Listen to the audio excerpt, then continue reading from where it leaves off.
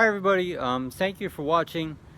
I just wanted to share some of my testimony about getting saved and how I got saved in the Spirit and my experiences in that. Because I think they're kind of unconventional and, well,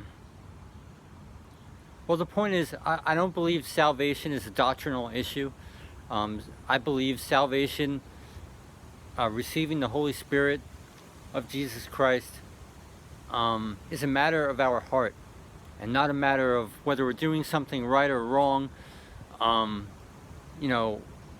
through this certain doctrine. It's about where our hearts are at, and only the Lord knows our hearts. So, many are familiar with my testimony, that the Lord intervened in my life at the end of 2012, but I did not get saved in the Spirit. I did not get saved in the Spirit back then. That event did not save me. Now, I grew up in a Jewish home, not knowing Jesus Christ, or not even knowing the basic childhood story of Jesus. So I kind of went through my own journey, and I didn't even start accepting Jesus or even considering Jesus till around 2015, 2014. And it wasn't until I started accepting him in my heart, around 2015, that I felt that I was saved in the Spirit. I had experiences in the Spirit. And no, I can't really pinpoint it to a certain day like many people can. But I can share some of my experiences. And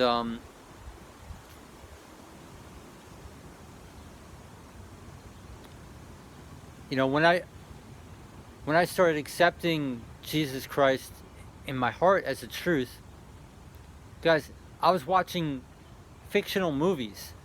Okay, I was watching movies on Jesus, just trying to get the basic doctrine, trying to get the basic story, because it was all very foreign to me. I didn't know it at all. And I was watching like the Jesus of Nazareth movie a lot and stuff like that. And the Lord actually eventually took me off that sauce and showed me that it was fake. And but still, it wasn't until I really, the Lord knows our heart. I didn't understand fully the story of Jesus, what he did on the cross, and why he had to come incarnate in the flesh and stuff like that. But I knew in my heart that he was the truth and he was the doorway to salvation. I knew that. And that's all it took. So, I mean, these are my experiences. God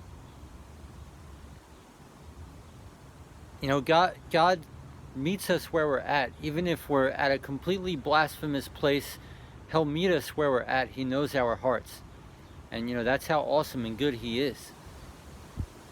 So, because there's a lot of stuff out there, whether something is, salvation is a doctrinal issue, whether you say the name or whatever, his proper name and all this kind of stuff going on. From my experiences, I'm sorry that I don't believe that is true. And ironically, before, the Lord is so good, like before I even had experiences in the Spirit, or I felt I was saved in the Spirit, the Lord had intervened supernaturally on certain instances before like 2015, 2014. And it was all supernatural occurrences in the natural. It was never in the Spirit. And it's because I didn't have Jesus Christ yet. Looking back, and I think that's really amazing.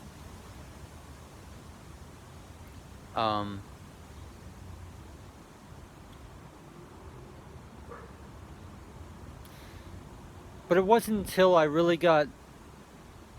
started getting experiences in the Spirit, even though I didn't really know what they were, around 2015. But I noticed things started happening to me when I accepted Jesus Christ in my heart. I couldn't pinpoint it, but I knew this stuff was real. And I don't know if this testimony is already on my channel. One of the major experiences I had regarding the Holy Spirit, one of my early experiences with the Holy Spirit happened in New York City. And I think it's a kind of beautiful story, and it just goes to show that God knows our hearts. He meets us where we're at. It's not some kind of religious doctrinal thing where, well, you have to fit this mold and okay, you're holy now. No, it's our hearts that have to be holy, not us. You know? That's from my experience. Now, around the times when I started accepting Jesus as the truth, and I guess I was feeling things in the Spirit. I didn't even know enough to tell. But I was in New York City one day, and at that time I was being very persecuted and gang stalked and followed and harassed.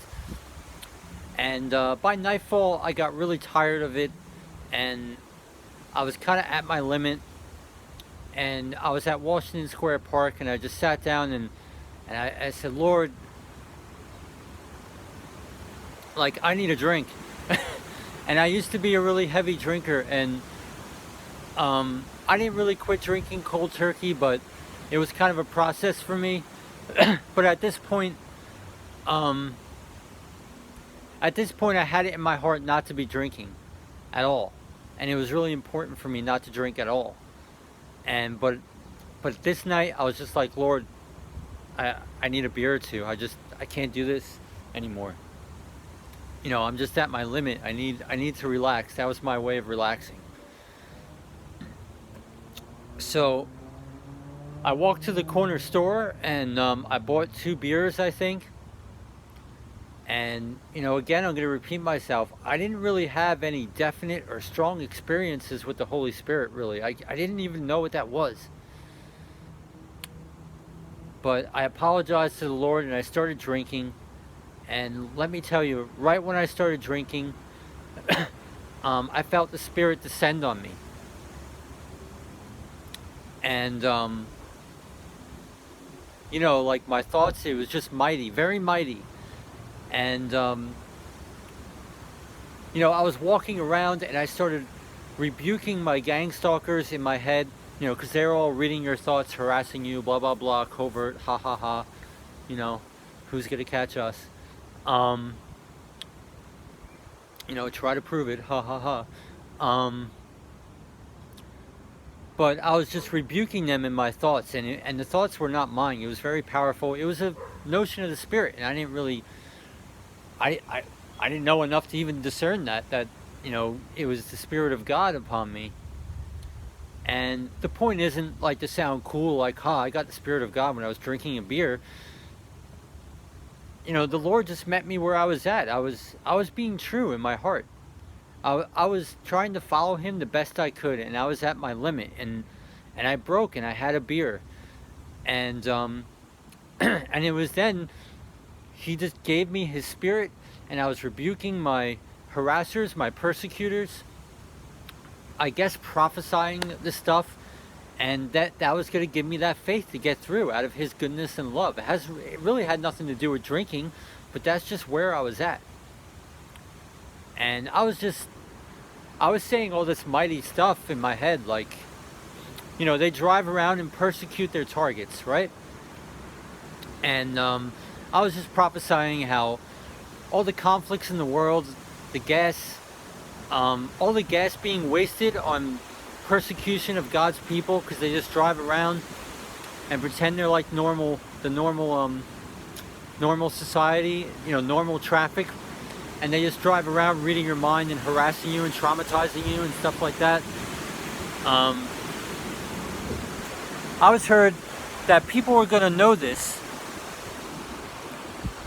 and that all the conflicts in the world with gas prices and all this gas being wasted, all the wars going on in the Middle East and the people dying over gas and oil and stuff, and, you know, they're going to feel the reproach of that. They're going to feel the world's conflict of oil on their, and all that kind of stuff. I know I'm not making myself clear, but it's kind of besides the point. but it was very mighty. And I had these experiences with these were some of my first experiences with the Holy Spirit when I first got saved. And I wasn't reading the scriptures like, okay, I'm obeying every word. I wasn't there yet. I was watching fictional movies and stuff like that, just trying to get the basic story. But I knew Jesus was the truth in my heart, and he accepted me. And that was around like 2015 or so. So I just wanted to share that, guys, because getting saved is, well, am I doing this right? Am I doing that right? Or you just really have to open your heart and accept Jesus. You really have to know that Jesus is the truth. And you don't have to understand it, but you just have to know it in your heart and have that faith like a child. And that's what pleases the Lord when we lean on him in childlike faith. Sometimes I think our intellect and in our knowledge and learning in the scriptures, our head knowledge and stuff, can sometimes blind us from that childlike faith that really pleases the Lord. And we get religious, we get doctrinal and stuff like that. So, that's an issue seemingly with the name and, the right name of God. Should we be using it? The sacred name issue. I don't think there's anything wrong using the sacred name, but I do think it's wrong to divide over it, and I do think it's wrong to condemn others who choose not to use it. And because we'll know when God comes. When the Lord comes, we'll know. See Zephaniah 3:9. And there's other scriptures as well, but God knows our hearts, whether we use Jesus, Yeshua, Yahuwah, use whatever you want, but condemning other people for it is wrong. And so that's my, it's not a salvational issue. I don't believe it is. It's not a salvational issue from my experiences. From my experiences, my salvation was based on fictional movies and alcohol. So, and I don't mean to say that to sound cool or, to be funny or whatever. The point is God knows our hearts and he meets us where we're at. And I think, and that's what salvation is based on. So I hope this is a blessing to you guys. Thank you for listening and thank you for watching. God bless.